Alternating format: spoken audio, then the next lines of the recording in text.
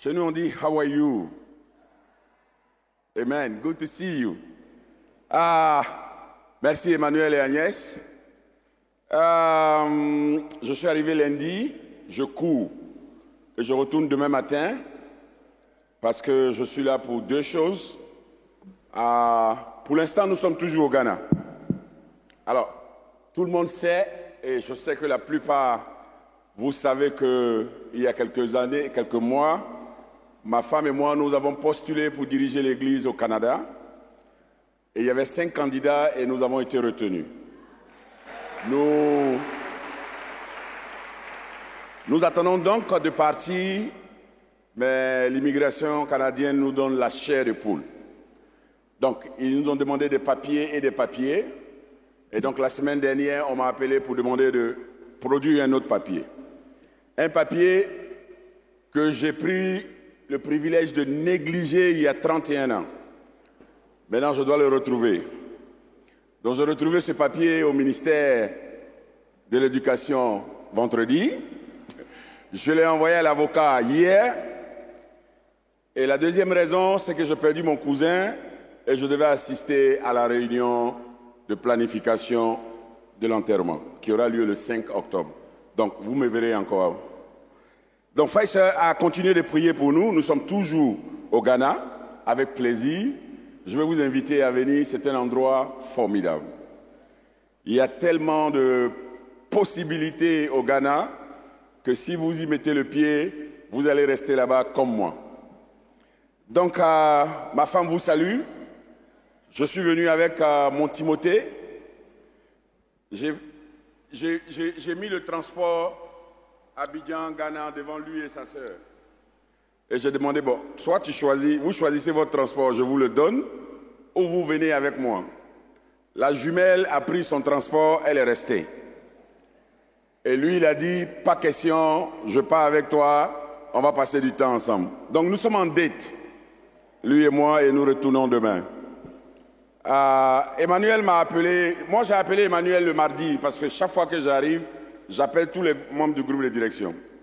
Donc hier, j'appelle Daniel et Esther. Daniel décroche, je commence à parler en anglais. Donc il se demande, mais qui parle?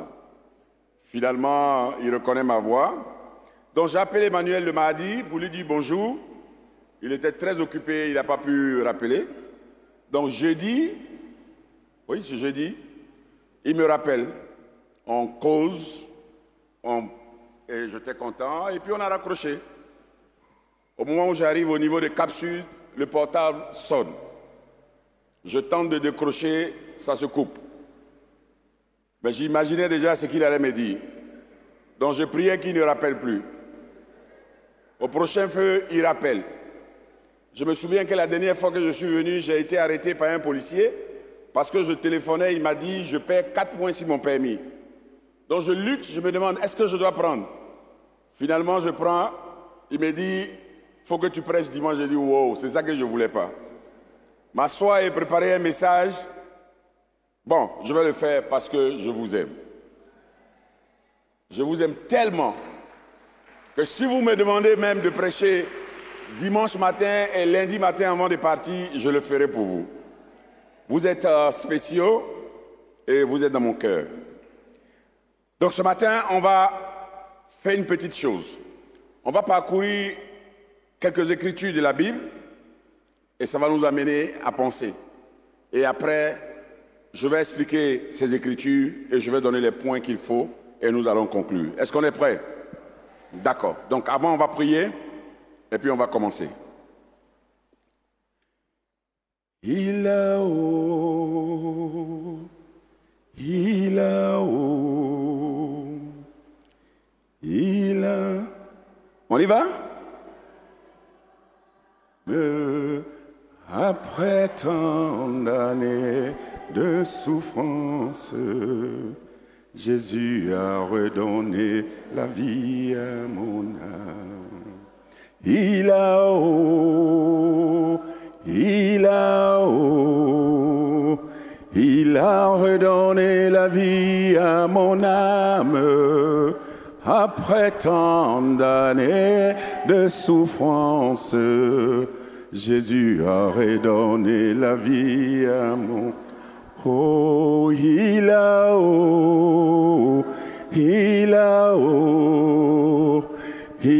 redonné la paix à mon âme après tant d'années de souffrance. Jésus a redonné la vie à mon âme. Seigneur, merci. Merci, tu as donné la vie à notre âme. Tu as ressuscité sur la croix pour que nous ayons la vie. Ce matin, nous sommes reconnaissants. Et nous sommes venus à la table du roi pour que la nourriture qu'il a pour nous ce matin donne la vie à notre âme. Je prie donc au nom de Jésus que nous soyons tous reconnaissants à toi. Qu'en réalité, il y a des hommes et des femmes qui ont pris rendez-vous avec la mort. Mais nous sommes en vie. Et chaque minute que tu nous donnes est une grâce et un privilège. Accorde-nous ce matin, s'il te plaît, Seigneur, d'entendre ta voix, de ressentir ta présence, de nous connecter à toi à nouveau et de grandir. Cette année, tu as décidé de nous emmener à la conquête des cœurs, des âmes et des territoires. S'il te plaît, ce matin, enseigne-nous le cœur qui va conquérir les nations pour toi, qui va conquérir les âmes pour toi, qui va conquérir, Seigneur, des territoires pour toi. Ton serviteur est ici ce matin. S'il te plaît, Seigneur, remplis-moi de ta présence. Et donne-moi à la fin, Seigneur, de ne dire que ce que toi tu as mis sur mon cœur et ce que tu as préparé pour ton peuple. Sois béni, Seigneur. Merci encore pour cette église. Continue de la soutenir. Continue de la faire avancer. Continue de la faire grandir dans la paix et dans l'unité. Accorde à ton peuple les désirs de leur cœur. Au nom de Jésus, j'ai prié. Amen. Alors, frères et sœurs, ce matin, Emmanuel m'a demandé de continuer à ce que vous êtes en train de faire. Je pense que l'Église a un grand défi sur les dons. Et ma contribution ce matin va aller dans ce sens. Donc, le titre de mon message, c'est « Le cœur qui donne ». Le cœur qui donne. Je ne sais pas pour vous, mais le verbe « donner » apparaît plus de 700 fois dans la Bible, de l'Ancien Testament jusqu'au Nouveau Testament. Le cœur, le don, le verbe « donner » a été la fondation de la vie chrétienne. Dieu a réglé beaucoup de problèmes dans la Bible avec ce verbe. Des hommes et des femmes ont ajouté une plus-value sur leur vie en pratiquant l'acte de donner. Et ce matin, frères et sœurs, je voudrais que nous aussi, nous puissions ajouter une plus-value à notre vie, que nous puissions donner un sens à la vie de quelqu'un d'autre en pratiquant ce verbe. Amen. Le cœur qui donne. Jean chapitre 3. Jean chapitre 3. La Bible dit en Jean chapitre 3, verset 16, et je lis, « Car Dieu a tant aimé le monde qu'il a donné son Fils unique, pour que quiconque met sa foi en lui ne périsse point, mais qu'il ait la vie éternelle. » Le passage parle, mais je voudrais ce matin qu'on puisse retenir deux mots. Le premier mot, c'est « donner » et le deuxième mot, « tant aimer ». Frères et sœurs, donner trouve sa force quand donner est accompagné d'aimer. Quand il n'y a pas aimer à côté de donner, ça n'a plus de sens. Et je voudrais poser la question ce matin, quand tu donnes, comment tu donnes? Quand tu donnes, qu'est-ce qui soutient ton don? La Bible nous dit ici que Dieu a tant aimé. Regardez, il a mis l'emphase sur le mot. Il a tant aimé. Il a mis son énergie. Il a mis sa passion. Il a mis sa détermination. Et enfin, il a donné. Par définition, donner, c'est mettre à la disposition de quelqu'un ce qui t'appartient. Et Dieu a mis à la disposition de toi et moi ce qui lui appartenait. Et la Bible dit qu'il a fait avec amour. Il a mis à ta disposition ce qui lui appartenait. De donner, nous avons le mot don. Don qui veut dire céder quelque chose que l'on possède à quelqu'un d'autre. On te fait un don d'une voiture, on te fait un don d'un portable, on te fait un don, et Dieu nous a fait plusieurs dons. Mais le plus grand des dons, c'est la vie de son Fils. Frères et sœurs, il y a des synonymes pour exprimer ce verbe. On peut utiliser offrir, céder, faire cadeau de, faire l'aumône, laisser à quelqu'un ou remettre quelque chose à quelqu'un pour justifier le don. Frères et sœurs, la Bible dit que Dieu a offert. Dieu a cédé. Il a cédé la seule chose qu'il avait. Et il a fait le monde à toi et moi. Et il a laissé, frères et sœurs, ce qu'il avait de plus cher à toi et moi. Il nous a remis les sentiments de son cœur, l'amour de son cœur, la seule chose qu'il avait pour que toi et moi, nous puissions être sauvés. Et frères et sœurs, pensons un peu à tous ces mots et comprenons maintenant ce que Dieu attend de toi et moi quand on parle de donner. Amen.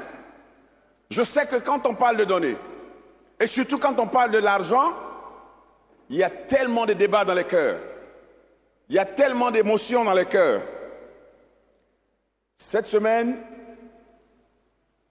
depuis quelque temps, je suis retourné à l'école, mais cette fois-ci en online, et je dois soumettre mon projet pour avancer sur un thème qu'on appelle Emotional Intelligence. C'est l'âme que doivent utiliser les bâtisseurs d'église. Parce que nous gérons des émotions, nous gérons des hommes. Et il nous faut, nous, être capables de gérer nos émotions pour gérer l'émotion de ceux qui sont en face et les récupérer et en faire quelque chose de positif pour avancer. Il y a tellement d'émotions en nous. Il y a la joie, il y a la colère, il y a plusieurs émotions en nous. Et frères et sœurs, l'émotion que Dieu met ici dans le fait de donner, c'est incroyable parce que la Bible dit qu'il a fait avec amour. Et il a donné avec amour. Nous allons ce matin réfléchir, frères et sœurs, quand nous donnons, quelles sont les émotions qui nous animent.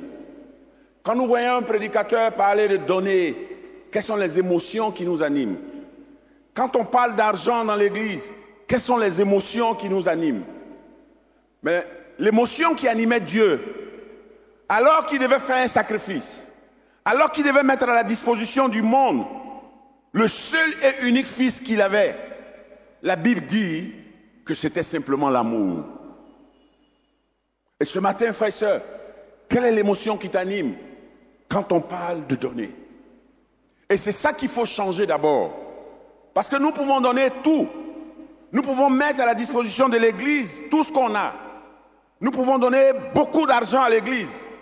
Mais si notre intelligence émotionnelle ne suit pas, comme Dieu l'a fait ici, il sera difficile pour Dieu d'accepter nos dons. Et frères et sœurs, ce matin, quelle est l'émotion qui t'anime? La Bible dit que Dieu a tant donné. Alors quand Dieu a tant donné, on pouvait s'arrêter là et dire oui, mais ça c'est Dieu. Mais dans la Bible, il y a des hommes et des femmes qui ont ajouté une plus-value à leur vie parce qu'ils ont imité Dieu. Et en tant que chrétiens, nous avons été appelés non pas à vivre comme nous voulons, mais à vivre comme Dieu. Parce que nous avons été faits à son image, frères et sœurs. Et chaque chose que nous faisons, nous devons toujours nous assurer que nous allons faire comme Dieu. Et donc ici, il y a des hommes dans la Bible qui qui ont marqué la vie de la communauté chrétienne, qui ont écrit l'histoire des Écritures, mais qui ont aussi changé la donne à cause du fait qu'ils ont bien imité Dieu. Et frères et sœurs, ce matin, le défi, c'est que toi et moi, nous puissions aussi changer la donne. Que toi et moi, nous puissions ajouter une plus-value à l'Église, mais aussi à la vie de ceux qui ne connaissent pas Dieu à cause de nos dons. C'est ça le but. Le but, ce n'est pas d'enrichir la pastorale. Le but, ce n'est pas d'enrichir quelqu'un. Le but, c'est de continuer la conquête, frères et sœurs, tout en donnant. Donc, sommes-nous prêts ce matin, frères et sœurs? Donc, je vais citer quelques personnalités dans la Bible et après, on va donner les points que nous apprenons de leur vie. La première personne, c'est en Genèse 22. Genèse 22. Si tu trouves la personne, je prie pour toi. De qui je vais parler? En Genèse 22. Ok, je prie pour toi. Demain matin, 6 heures. Genèse 22. À partir du verset 1.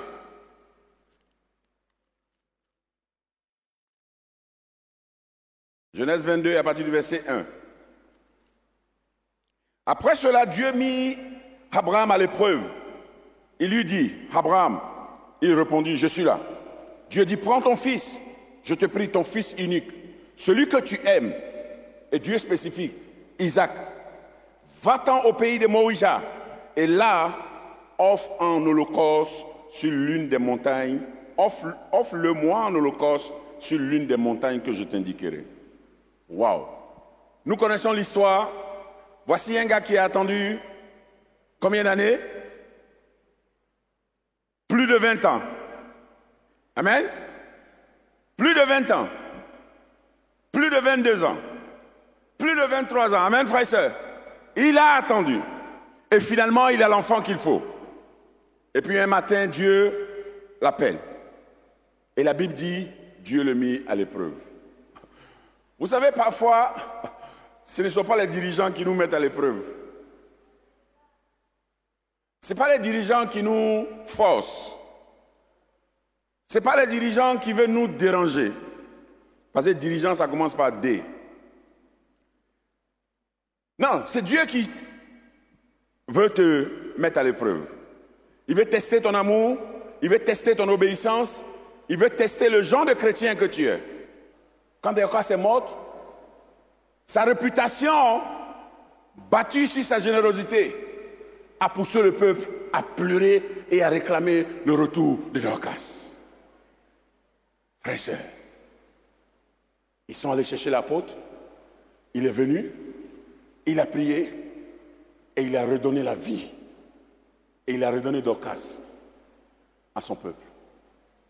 Vous savez, frères et sœurs, ton don va ressusciter quelque chose dans ta vie.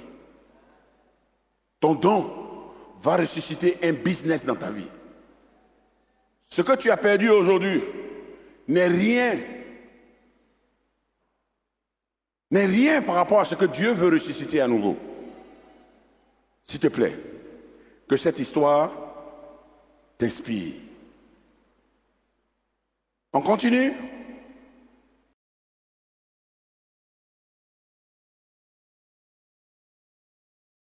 Alors, regardons la vie de toutes ces personnes. Donc, ce n'est pas seulement Dieu, Abraham. Et il y a une autre personne en Marc chapitre 12. L'histoire de Marc chapitre 12 est une histoire façonnante. C'est l'histoire de la veuve. Vous savez, au temps de Jésus, le trésor du temple était constitué de 13 coffres. En boîte ou en bois. Alors, les coffres étaient placés dans la cour.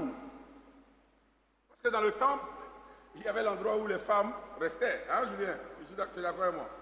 Et puis les hommes. Et les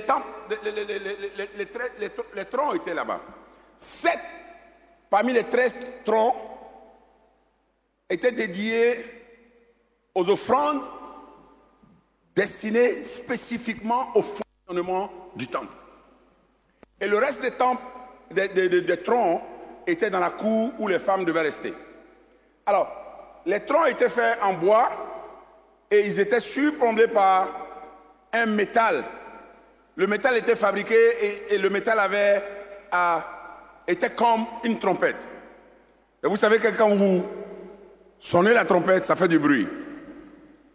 Et ce jour-là, c'est dans la cour où se trouvent les femmes, où se trouvent les autres troncs où les femmes étaient. C'est là que Jésus choisit ce jour de s'asseoir et de regarder les offrandes volontaires que les gens sont en train de faire. Alors, quand les riches arrivent et qu'ils mettent leurs dons dans le tronc, puisque c'est la forme de la trompette, ça fait un bruit spécifique. Donc, boum, quand c'est beaucoup d'argent. Et quand la veuve arrive, elle met ces 2 petites pièces. Mais il n'y a pas de bruit. Mais la Bible dit que c'est celle-là qui a attiré l'attention de notre Dieu. Parce qu'elle est venue, d'abord, elle n'a pas de nom ici. Tous les personnages que nous avons cités ici, le premier, on sait que c'est Abraham. Le deuxième, on sait que c'est le centurion. Mais celle-là, elle est connue seulement pour la veuve. Donc, on ne connaît pas son nom. Frère, sœur. Et Dieu regarde son don et Jésus approuve le don de cette veuve-là. Ça n'a pas fait beaucoup de bruit. Le don était discret, mais il y a quelque chose qui soutenait ce don. La Bible dit, elle a mis tout. Par définition, on a vu tout à l'heure, le don, c'est mettre à la disposition de quelqu'un ce qui t'appartient. Les autres sont venus, ils ont mis une partie de ce qui leur appartenait. Et la veuve a mis tout. La deuxième chose qu'on remarque ici, ce n'était pas la quantité qui a impressionné Jésus, mais c'est l'acte qui a impressionné Jésus. Frères et sœurs, ce matin, nous sommes en train de faire ce don. Nous sommes en train de faire la collecte spéciale, le don volontaire. Dis-moi, est-ce que tu pleures parce que tu n'as pas beaucoup d'argent? Est-ce que tu pleures parce que c'est trop? Qu'est-ce que tu fais? Parce que la veuve, elle a suivi le mouvement sans évaluer la quantité d'argent dans sa poche. Et je vais vous dire, frères et sœurs, ce n'est pas pour une personne. Si chaque personne dans cette salle, que ce soit les enfants, tous ceux qui sont conscients, décident de donner avec amour comme Dieu veut, nous allons atteindre le but. Amen. Nous allons atteindre le but. Ça n'a rien à voir avec combien je gagne. Ceux qui peuvent donner 10 millions, alléluia. Ceux qui peuvent donner 20 millions, alléluia. Mais ceux qui peuvent donner 500, Dieu aussi considère ça. Voilà. Il nous a bâtis, il nous a mis là où nous sommes et il a donné à chacun selon sa capacité, frères et sœurs. Mais le problème va se poser quand tu sais que tu peux donner et tu ne donnes pas. Et regardez le nom de cette femme. L'histoire de cette femme est marquée dans la Bible et Dieu s'en souviendra toujours. Il y a quelques années, je suis allé à New York. Le matin, je prêchais à Brooklyn et mon frère Nicky a envoyé un chauffeur me chercher pour que j'aille prêcher dans une autre région et ils avaient leur culte l'après-midi. Quand j'arrive, c'était la région de Steve Kinard. Donc j'arrive, Steve Kinard, avant de prêcher, il me donne une petite enveloppe blanche. J'étais content, j'ai dit waouh. Ici, là même avant que tu prêches, on te donne l'enveloppe. Hein? Et puis il me dit, make sure you will read this envelope before you preach. Assure-toi que tu vas lire ce qu'il y a dans l'enveloppe. J'ai dit, waouh, quelle motivation. Donc si j'ouvre l'enveloppe, que je vois l'honoraire qu'on m'a donné, ça va me motiver. Donc je prends l'enveloppe et puis je me mets derrière, j'ouvre l'enveloppe. Il y a une petite, dans l'enveloppe, il y a une petite lettre comme ça. Et derrière l'enveloppe, il y a 2 petites pièces qui sont... Et puis il me dit, ces deux petites pièces sont les pièces que la veuve a mis dans le tronc. Et le message qui était en bas, c'était chaque fois que Dieu te demandait de faire quelque chose, assure-toi que tu feras ton maximum. Il y a 2 semaines, j'ai commencé une série avec les membres du staff. From your minimum to your maximum. De ton minimum à ton maximum pour le Seigneur. Frères et sœurs, ce matin, je vais défier chacun de nous. Tu dois décider de passer de ton minimum à ton maximum. Ok? Parce que c'est ça que Dieu voit. Dieu a regardé cette veuve. Elle a pris son minimum et elle a réalisé le maximum. Elle a honoré Dieu. Elle a mis ça à la disposition de Dieu. Ce matin, prends ton minimum et fais-en ton maximum pour que le nom de Dieu soit glorifié. Amen, frères et sœurs. Donc, on a vu ici que Dieu lui-même a donné avec amour. Que les émotions qui accompagnent tes dons soient remplies d'amour. La femme a fait un don sacrificiel. Elle n'en avait pas comme les autres, mais elle a décidé de faire partie de ceux qui donnent. Il n'y a personne dans cette salle qui devait rester en retrait. Amen, frères et sœurs. On doit donner. On a vu cet enfant. Il est venu et quand on lui a demandé son goûter, il a donné son goûter. Soyons comme ces enfants quand on donne, frères et sœurs. Arrêtons de murmurer. Où va notre argent? Qu'est-ce qu'on va faire ça? C'est trop. Attends, quand je calcule la collecte des pauvres, quand je calcule la collecte normale, quand je calcule ce que je vais donner, mais ça fait 24%. Ça, c'est pas un cœur d'enfant. Jésus lui a dit, envoyez ces 5 petits poissons et son pain. Et ces 5 petits morceaux de pain et ces 2 poissons. Emmenez-les-moi. Et après, regardez ce qui s'est passé. Frères et sœurs, est-ce qu'on peut être comme ces enfants quand on donne? Parce que c'est ça le cœur qui va à la conquête. Tant qu'on n'a pas ce cœur humble, sans murmure, on n'atteindra jamais nos objectifs. Amen, frères et sœurs. La Bible dit que Dorcas, tout le monde a pleuré parce que Dorcas a bâti une réputation. Que tes dons deviennent ta réputation. Il faut qu'on te reconnaisse, que Dieu te reconnaisse, frères et sœurs, comme celui qui donne. C'est la chose la plus importante. Elle a bâti sa réputation. On dit, elle faisait don. Et c'est la plainte qu'on a posée devant Dieu pour réclamer le retour de Dorcas. Qu'est-ce que l'histoire mettra devant Dieu à cause de toi et moi? Celui qui retient ou celui qui donne? Mais sachons, frères et sœurs, que le don ne t'appauvrit. Le don ne t'appauvrira jamais. Il te restera toujours de quoi à subvenir à tes besoins. Les 12 paniers sont revenus. Et je pense que l'enfant pourrait avoir des goûters, je ne sais pas pendant combien de temps.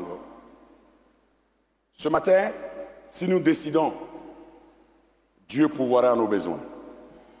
Amen. Je voudrais profiter pour dire aux dirigeants, si vous donnez l'exemple, le peuple va suivre. Faites parler votre exemple et le peuple va suivre. Et vous allez voir. Dieu est trop riche pour que 400 millions soient un problème pour lui. Ça, c'est le Dieu que moi je connais. Donc on fait le choix, frère et sœur. Amen.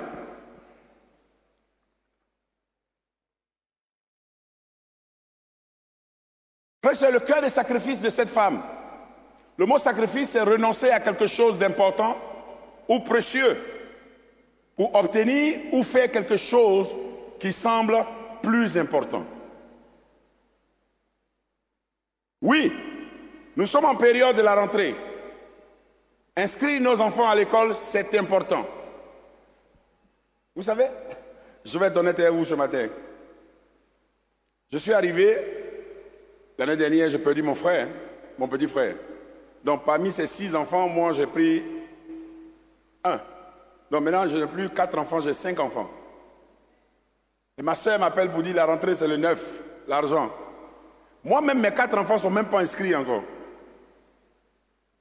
Et je lui ai envoyé un transfert pour payer l'école de la petite fille. Comme je devais aller et que je ne devais plus être à Montréal, au Ghana, donc les privilèges là que l'Église me donnait, à l'école des enfants, parce qu'on se dit, mais pourquoi on va lui donner l'argent alors qu'il doit aller, on ne sait même pas, dans 2 ou 3 jours. Frères et sœurs, c'était difficile. Et puis, le Dieu d'Abraham, de Jacob et d'Isaac, qui voit les cœurs. Je reçois le coup de fil d'un frère Et il me demande, mais ça va, tu pars quand? Je dis, mon frère, je ne sais pas. Moi, je ne peux pas te dire aujourd'hui quand on part. Mais, anyway. Il dit, mais comment tu fais les enfants? Je dis, il faut qu'ils aillent à l'école. Il me demande, ça fait combien? Donc je lui dis, je lui envoie le... Il dit, bon, je te parle plus tard. Et puis, je suis en train de venir, le président du bureau exécutif m'appelle pendant que je suis dans le bus le lundi. Là. Et puis il me dit, l'administrateur va te remettre un chèque pour payer pour les jumeaux. Frère, parce que moi, j'ai payé ici, et puis moi, mes propres enfants, et Dieu s'en occupe. Ne vous en faites pas. Quand tu renonces à quelque chose d'important ou précieux pour obtenir ou faire quelque chose qui semble important, Dieu te met en priorité. Et Dieu s'occupe de toi. Frère, vous savez, personne n'a contraint cette femme à donner. Le sacrifice, il n'est pas contraignant, il n'est pas forcé, il n'est pas obligatoire. Il est consenti, il est volontaire. Il se fait avec joie et par amour. C'est pourquoi la Bible dit qu'il y a plus de bonheur. Frères et sœurs, soyons des femmes et des hommes volontaires. Amen. Prenons ce défi à cœur. Et ensemble, disons, on va atteindre ce but. Comme je l'ai dit, ce n'est pas la quantité du don, mais c'est la générosité. Frère, se donne avec un esprit d'abondance et non un esprit de pauvreté. Oui, parce que quand je commence à penser à moi-même, quand je commence à penser à ce qu'il y a dans ma poche, quand je commence à calculer tout ça, c'est un esprit de pauvreté. Mais quand je donne, parce que je sais que celui qui est là-haut, une veuve devait faire un don dans son église. Tout le monde sait que la veuve de l'église, là, elle reçoit l'argent de la collecte des pauvres. Mais le jour du don, elle a envoyé un chèque de $800. Le comptable de l'église a vu le chèque et il a rappelé la dame. Mais le chèque est sorti au conseil de l'église. Et tout le monde dit, elle s'est trompée, elle a mis un 0 en plus. Appelons-la et remettons-lui son argent. Donc on appelle la femme et le comptable prend tous ses airs, il dit, maman, vraiment, je sais que ce matin-là, on a tellement dansé, c'était tellement... C'est comme de la précipitation, tu as ajouté un 0. La femme dit, non, je n'ai pas fait sa précipitation. J'ai décidé d'ajouter ce 0, c'est ce que j'ai donné. Il dit, mais ta suite, elle dit, Dieu est mon soutien. Les $800, c'est mon don, ce n'est pas $80. Frère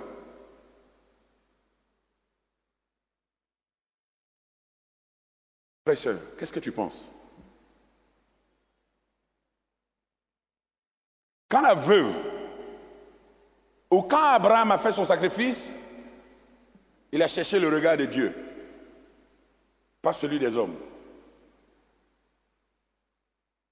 Ce matin, quand tu donnes, cherche le regard de Dieu et non celui des hommes. Abraham a cherché le regard de Dieu parce qu'il a dit à son fils, Dieu pourvoira. La veuve, elle était là avec son don parce qu'elle fixait Jésus. Arrêtons de regarder les gens. Qui est comme président de conseil, qui est chose, qui va garder notre argent, qui gère. Moi, ça, c'est pas dedans. Quand je m'en vais vers le don, j'ai rendez-vous avec Jésus. Et ce matin, frère et sœur, il est là.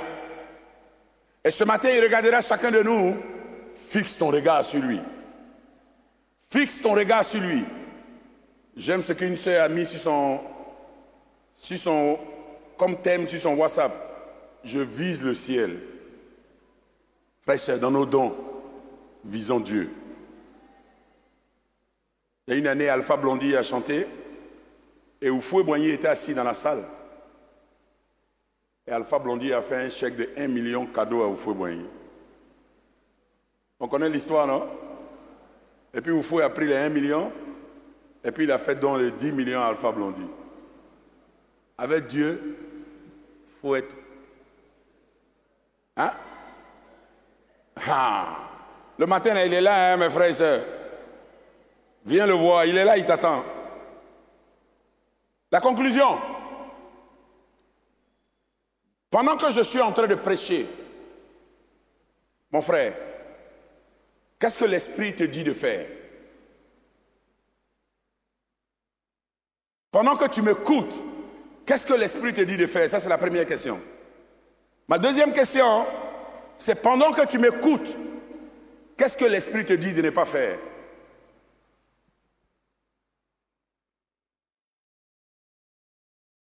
Je vous laisse avec ces questions. Ce que l'Esprit te dit de faire ce matin, fais-le. Ce que l'Esprit te dit de ne pas faire ce matin, ne le fais pas. Amen, frères et sœurs. Et qu'à Dieu soit la gloire. Je vous aime. Merci beaucoup.